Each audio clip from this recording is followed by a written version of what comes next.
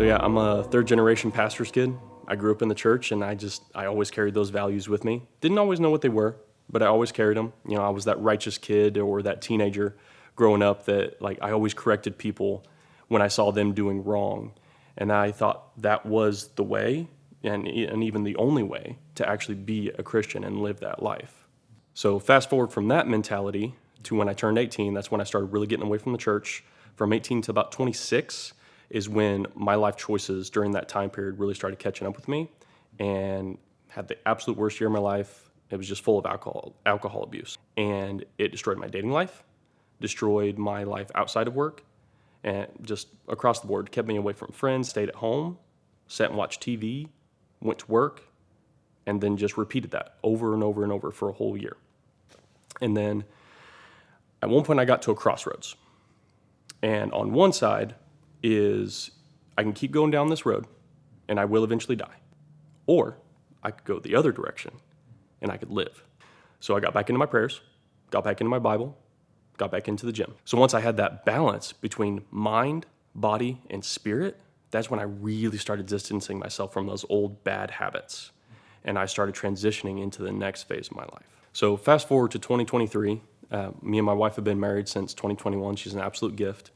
And there were several turning points in those first couple of years of marriage that really hit me and impacted me and convicted me that I'm not doing enough. And then another turning point happened where I felt convicted that I wanted more of the Holy Spirit in me. It was this hunger, this unsatiable hunger that I just knew I needed more because then I could bless others. But there was one thing missing. We weren't at a home church just yet. We were searching. We were kind of lazy with searching. I'll be fully honest with that. But we knew we wanted a home church. We had our first kid, and I'm like, she is going to be raised in church. We followed our friends Landon and Michaela here, and the first service, loved it. Came back the next Sunday, and I felt convicted to sit during corporate prayer. I cried because it was so deep. And there was probably like 4 or 5 people that put hands on me, and I felt every single bit of it. And I actually reached up and I like pulled my wife down. I was like, I'm not doing this long, get down here.